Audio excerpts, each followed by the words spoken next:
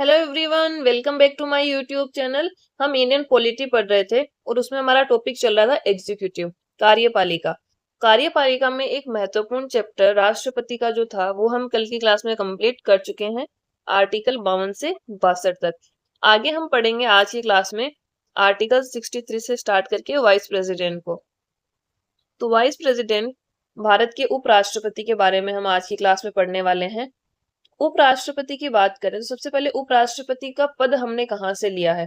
तो उपराष्ट्रपति का पद हमने अमेरिका से लिया है। हमने सिर्फ वहां से पद लिया है, बाकी जो है हमारे उपराष्ट्रपति और वहां के उपराष्ट्रपति में बहुत सारी भिन्नताएं हैं, या हम कहें बहुत सारे डिफरेंसेस हैं। यूएसए का उपराष्ट्रपति जो होता है वो सीनेट का पदेन सभापति होता है। हमारे उपराष्ट्रपति राज्यसभा के पदेन सभापति होते हैं। लेकिन अमेरिका में क्या है, यदि राष्ट्रपति का पद खाली हो जाए किसी भी कारणवश, राष्ट्रपति का पद जो है वो रिक्त हो जाए किसी भी कारणवश, उसकी मृत्यु हो जाए या वो त्याग पत्र दे दे, तो उसका जितना ड्यूरेशन बच रहा है, राष्ट्रपति का जितना कार्यकाल बच रहा है, वो पूरा कार्यकाल उपराष्ट्रपति ही फिर इसमें राष्ट्रपति के रूप में कार्य करते हैं। जैसे कि यदि राष्ट्रपति चुने गए अमेरिका के कोई भी, और वहां पे राष्ट्रपति का कार्यकाल 4 साल का होता है, 4 साल में से यदि 1 साल के बाद ही किसी राष्ट्रपति की मृत्यु हो गई, तो आगे के 3 वर्ष तक उसका कार्यकाल वहां के उपराष्ट्रपति के द्वारा पूर्ण किया जाता है। लेकिन अपने यहाँ पे राष्ट्रपति के चुनाव करवा लिए जाते हैं 6 महीने के अंदर अंदर। तो ये तो हमारी इसके बेसिक कंसेप्ट के बारे में बात हो गई, उपराष्ट्रपति के बारे में कि हमने कहाँ से पद लिया है और वहां पे उसकी क्या कंडीशंस होती हैं, अपने यहाँ पे कैसी कंडीशंस हैं उपराष्ट्रपति के लिए, क्या दोनों में फर्क है। इसके बाद आर्टिकल 63 से हम स्टार्ट करें। आर्टिकल 63 ये कहता है कि भारत में एक राष्ट्रपति होगा, भारत में एक उपराष्ट्रपति होगा। ये तो उपराष्ट्रपति के पद के बारे में बात करता है आर्टिकल 63। बहुत सिंपल सी बात है, there shall be one vice president of India. फिर आर्टिकल 64 है, the vice president will be ex officio chairman of Rajya Sabha. जो उपराष्ट्रपति है वो राज्यसभा के पदेन सभापति होंगे, पदेन सभापति होंगे। ये हो गया आर्टिकल 64। आर्टिकल 65 बताता है कि राष्ट्रपति की अनुपस्थिति में, या अगर राष्ट्रपति का पद रिक्त है तो उपराष्ट्रपति उनके कर्तव्यों का निर्वहन करेगा। In the absence of the president, vice president will perform his duty. कि यदि राष्ट्रपति अनुपस्थित है, राष्ट्रपति अनुपस्थित है या उनका पद रिक्त है, अनुपस्थित होने का मतलब ये है कि वो किसी विदेश यात्रा पे गए हों या वो कैजुअल लीव पे हों, तो उस स्थिति में राष्ट्रपति का कार्यभार कौन संभालेगा? उस समय राष्ट्रपति का कार्यभार जो है वो उपराष्ट्रपति के द्वारा उनके कर्तव्यों का निर्वहन किया जाता है। तो राष्ट्रपति की अनुपस्थिति या रिक्त होने पर उपराष्ट्रपति उनके कर्तव्यों का निर्वहन करेंगे। ये बताता है आर्टिकल 65। हमने अभी तक क्या देखा? आर्टिकल 63 ये बताता है कि भारत में एक उपराष्ट्रपति होगा। 64 बताता है कि राज्यसभा का पदेन सभापति होगा। और 65 बताता है कि यदि राष्ट्रपति अनुपस्थित है तो उपराष्ट्रपति उसके कर्तव्यों का निर्वहन करेगा। अगले आर्टिकल की बात करें तो नेक्स्ट है आर्टिकल 66, अनुच्छेद 66। ये बताता है क्वालिफिकेशन, कि उपराष्ट्रपति बनने के लिए क्या योग्यताएं होनी चाहिए, क्या कुछ कंडीशन है वो बताई गई हैं, शर्तें, और उसका इलेक्शन, उसका चुनाव, उसका निर्वाचन कैसे होगा। आर्टिकल 66 में 3 चीजें बताई हैं, उपराष्ट्रपति पद के लिए योग्यता क्या होनी चाहिए, क्या शर्तें हैं, और उसका निर्वाचन कैसे होगा। तो सबसे पहले इसके निर्वाचन में जो निर्वाचक मंडल होता है, जो हमारा निर्वाचक मंडल है, उसमें सभी एमपी भाग लेते हैं। All MPs elected plus nominated. All MP में लोकसभा और राज्यसभा दोनों के सदस्य आ जाएंगे, लोकसभा प्लस राज्यसभा के इलेक्टेड मेंबर प्लस नॉमिनेटेड मनोनीत सदस्य। जबकि राष्ट्रपति के चुनाव में हमने देखा था उसमें सिर्फ निर्वाचित सदस्य भाग लेते हैं। तो ये तो होगी निर्वाचक मंडल की, कि उसके चुनाव में कौन कौन भाग लेगा। उसके बाद मैनर ऑफ इलेक्शन क्या होगा, कि चुनाव का तरीका कैसा होगा। तो चुनाव का तरीका राष्ट्रपति के जैसा ही होता है, आनुपातिक प्रतिनिधित्व प्रणाली और एकल संक्रमणीय मत के द्वारा उपराष्ट्रपति का चुनाव होता है। और रिक्वायर्ड वोट उपराष्ट्रपति में भी कितने चाहिए? 50% + 1। मैनर ऑफ इलेक्शन और रिक्वायर्ड वोट जो है वो राष्ट्रपति के समान ही उपराष्ट्रपति के बारे में बताया गया है। ये हो गई निर्वाचन पद्धति। इसके बाद इसके लिए कंडीशन क्या बताई गई? इसके लिए कंडीशन बताई गई है कि उपराष्ट्रपति पार्लियामेंट का सदस्य नहीं होना चाहिए और किसी भी स्टेट लेजिस्लेचर का सदस्य भी नहीं होना चाहिए, यानी कि संसद और राज्य विधानसभाओं का सदस्य नहीं होना चाहिए। संसद प्लस राज्य विधानसभा का सदस्य नहीं होना चाहिए। उसके बाद उसकी योग्यताओं की बात करें तो योग्यताओं में पहला आता है कि भारत का नागरिक होगा और मिनिमम एज बताई गई है 35 साल, कि 35 साल की आयु पूर्ण कर चुका हो। और he should be qualified to be elected as a member of Rajya Sabha, ये राज्यसभा का सदस्य निर्वाचित होने की योग्यता रखता हो, कि उसमें इतनी एबिलिटी या हम कहें क्वालिफिकेशन होनी चाहिए कि वो राज्यसभा का मेंबर निर्वाचित हो सके। और should not hold any office of profit, कि किसी लाभ के पद पर नहीं होना चाहिए। तो ये है हमारा आर्टिकल 66। उसके बाद आर्टिकल 67 बताता है term of office and removal process, कि कार्यकाल, उपराष्ट्रपति का कार्यकाल कितना होगा और उसे हटाने की प्रक्रिया। तो इसमें कार्यकाल 5 साल का होता है फ्रॉम डे ऑफ ऑथ, कि जिस दिन शपथ ग्रहण हो गई, शपथ ग्रहण से 5 साल तक वो अपना कार्यकाल पूर्ण करेंगे। इसके बाद हम रिमूवल के बारे में बात करें उपराष्ट्रपति की, तो उपराष्ट्रपति को रिमूव करने के लिए उसको पद से हटाने के लिए संविधान में कारण का उल्लेख नहीं किया है। ये ध्यान रखिएगा, संविधान में कारण का उल्लेख नहीं किया गया है, जबकि राष्ट्रपति में महाभियोग में उल्लेख किया गया था कि यदि संविधान का अतिक्रमण होता है उस स्थिति में आप राष्ट्रपति को हटा सकते हैं, लेकिन उपराष्ट्रपति के पद में ऐसा कुछ भी कारण नहीं बताया गया है। अब इसमें भी जो प्रस्ताव है वो सिर्फ राज्यसभा में लाया जा सकता है। राज्यसभा में क्यों ला सकते हैं? जो प्रस्ताव है वो सिर्फ राज्यसभा में लाया जाएगा, क्योंकि उपराष्ट्रपति राज्यसभा के पदेन सभापति होते हैं। तो प्रस्ताव सिर्फ राज्यसभा में लाया जाएगा। 14 दिन का नोटिस दिया जाएगा।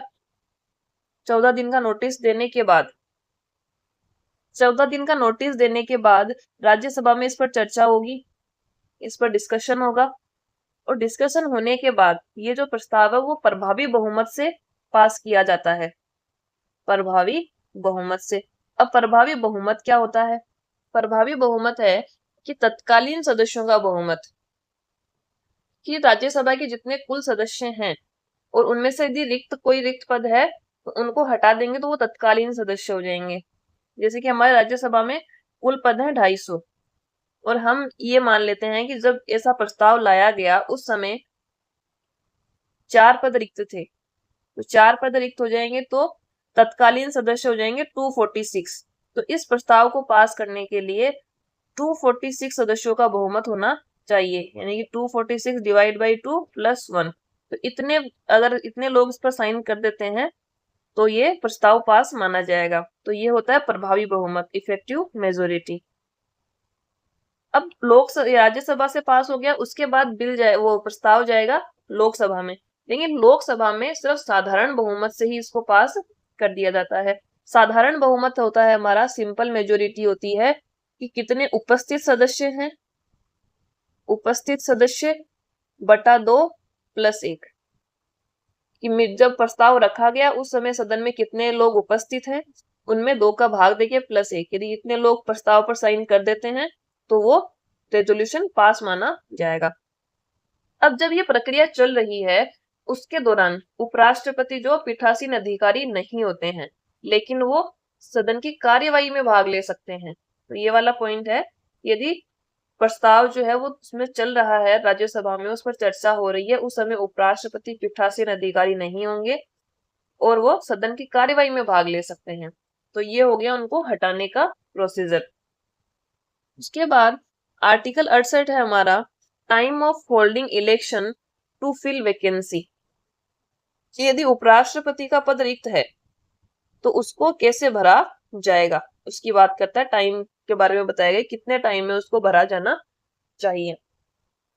तो इसमें यह कहा कि यदि उपराष्ट्रपति का पद, वाइस प्रेसिडेंट का पद रिक्त है तो उसको जल्दी से जल्दी भरना है, जल्दी से जल्दी, जितना जल्दी हो सके उतना उसको फिल करना है। लेकिन इसमें समय नहीं बताया है कि आपको इतने समय में ही करना है। जैसे कि राष्ट्रपति में कितना बताया था, 6 महीने का, कि 6 महीने में आपको चुनाव कर लेने।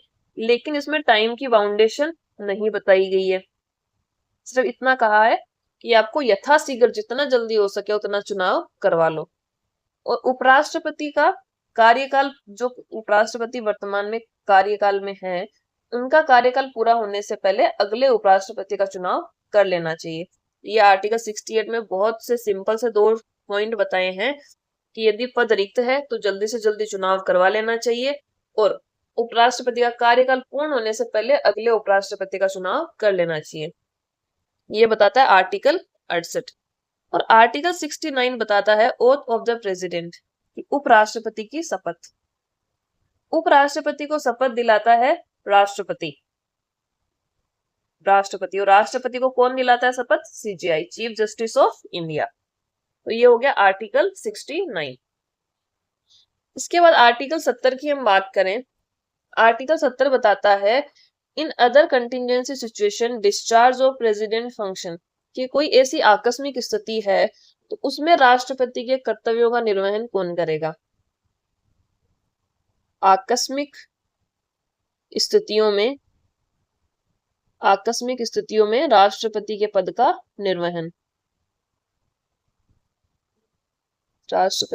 का निर्वहन, कौन करेगा। यदि इसमें ऐसा है कि यदि राष्ट्रपति यानी कि प्रेसिडेंट प्लस वाइस प्रेसिडेंट दोनों के पद खाली हैं, दोनों के पद रिक्त हैं, तो राष्ट्रपति के कर्तव्यों का निर्वहन कौन करेगा? संसद करेगी ऐसे मामले में। लेकिन 1969 में संसद ने एक प्रावधान किया कि यदि ऐसी स्थिति बनती है तो इसमें जो भारत के सीजेआई हैं, मुख्य न्यायाधीश हैं, वो राष्ट्रपति के कर्तव्यों का निर्वहन करेंगे। और यदि सीजेआई का भी पद रिक्त है तो जो सीनियर मोस्ट जज होगा सुप्रीम कोर्ट का, वो राष्ट्रपति के कर्तव्यों का निर्वहन करेगा। तो 70 में क्या कहा है कि कोई अन्य आकस्मिक स्थितियां आ जाएंगी तो उनमें राष्ट्रपति के कर्तव्यों का निर्वहन कैसे होगा। तो यदि राष्ट्रपति और उपराष्ट्रपति दोनों का पद रिक्त हो तो संसद इसके लिए प्रावधान करेगी। तो 1969 में संसद ने प्रावधान किया कि यदि ऐसी स्थिति बनती है तो जो सीजेआई है हमारे, चीफ जस्टिस ऑफ इंडिया, वो राष्ट्रपति के पद के कर्तव्यों का निर्वहन करेंगे। और यदि ये पद भी खाली है तो सुप्रीम कोर्ट के जो सबसे सीनियर मोस्ट जज होंगे वो राष्ट्रपति के पद का कार्यभार संभालेंगे। इसके बाद है अनुच्छेद 71, आर्टिकल 71। आर्टिकल 71 ये बताता है कि यदि राष्ट्रपति और उपराष्ट्रपति इनके दोनों के चुनावों में कोई विवाद हो जाता है, यदि चुनावों में कोई विवाद होगा तो उस पे अंतिम निर्णय किसका होगा? तो इसमें अंतिम निर्णय होता है सुप्रीम कोर्ट का। इसमें इलेक्शन कमीशन का कोई रोल नहीं होता है इनके चुनाव में। यदि राष्ट्रपति और उपराष्ट्रपति दोनों के चुनाव से संबंधित कोई भी मामला है तो उस पर सुनवाई करता है सुप्रीम कोर्ट। अगला है आर्टिकल 72। आर्टिकल 72 बताता है pardoning power of the president, कि राष्ट्रपति की क्षमादान शक्तियां,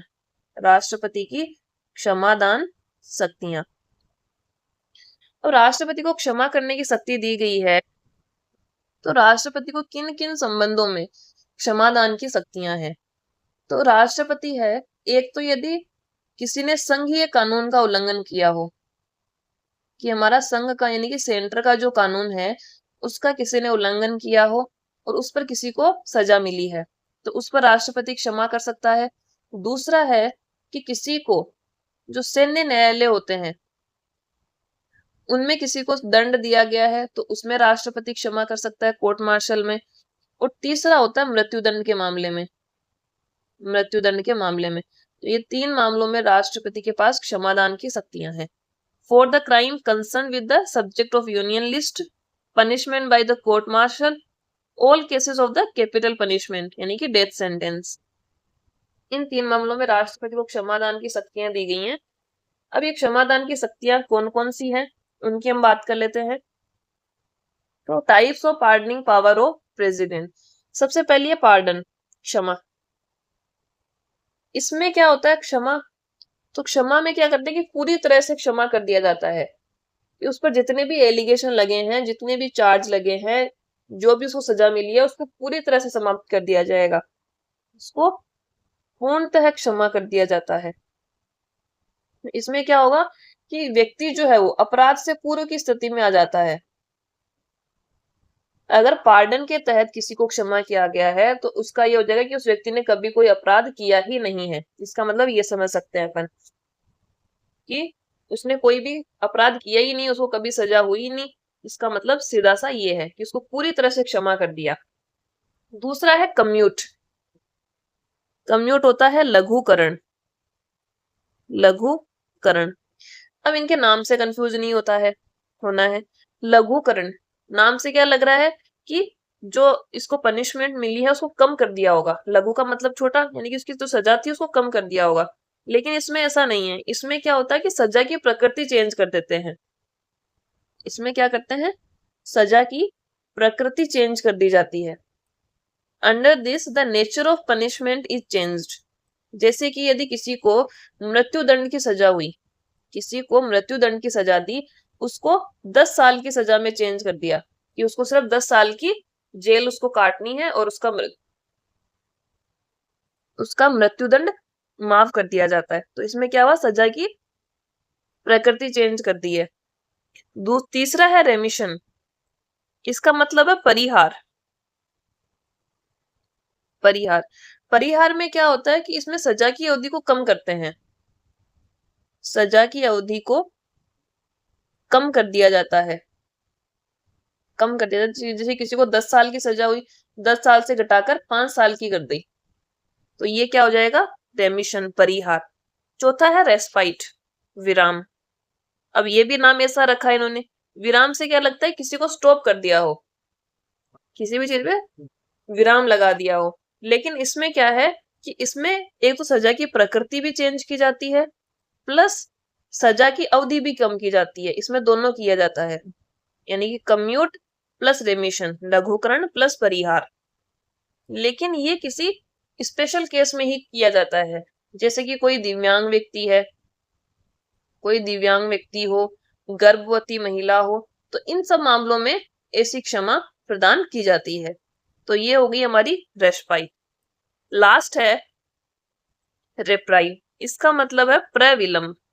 प्रविलंब, इसमें क्या होता है, इसमें जो सजा सुनाई गई है उस पर अस्थायी रोक लगा देते हैं। जैसे कि इसमें क्या होगा, सजा पर अस्थायी रोक, सजा पर अस्थायी रोक लगा देंगे। जैसे कि किसी को मृत्युदंड दिया और उसको जो उसका मृत्युदंड है वो कुछ समय के लिए रोक दिया कि ठीक है, किसी को जैसे कि 1 मई को किसी को मृत्युदंड मिलने वाला था, लेकिन उसने पिटीशन लगाई कि उसको मतलब कुछ भी काम हो या कुछ भी उसका स्वास्थ्य अच्छा नहीं हो, तो कुछ भी कारण से उसने पिटीशन लगाई, तो उसकी सजा को रोक दिया जाता है एक बार के लिए कि ठीक है, इसकी सजा 3 महीने बाद मिलेगी इसको। जैसे कि इसको जो है 1 जुलाई को आप मृत्युदंड दोगे, तो उसकी क्या होता है, अस्थायी रोक लगा देते हैं उस पर। और ये सामान्यतः मृत्युदंड के मामलों में ऐसा होता है। सामान्यतः किसी को मृत्युदंड दिया गया है तो इस मामले में ये जो क्षमा है वो प्रदान की जाती है प्रविलंब। पार्डन में पूरी तरह क्षमा कर दिया जाता है। कम्यूट, लघुकरण में सजा की प्रकृति चेंज कर दी जाती है। रेमिशन, परिहार में सजा की अवधि कम करते हैं। रेस्पाइट, विराम में दोनों करते हैं, प्रकृति भी चेंज करते हैं और सजा की अवधि भी कम करते हैं। रेप्राइव, प्रविलंब में क्या करते हैं, अस्थायी रोक लगा देते हैं और सामान्यतः मृत्युदंड के मामलों में इसका प्रयोग किया जाता है। तो ये हो गई हमारी राष्ट्रपति की क्षमादान शक्तियां। तो आर्टिकल 72 तक हमारे कंप्लीट हो गए हैं। इससे आगे हम कंटिन्यू करते रहेंगे क्लासेस।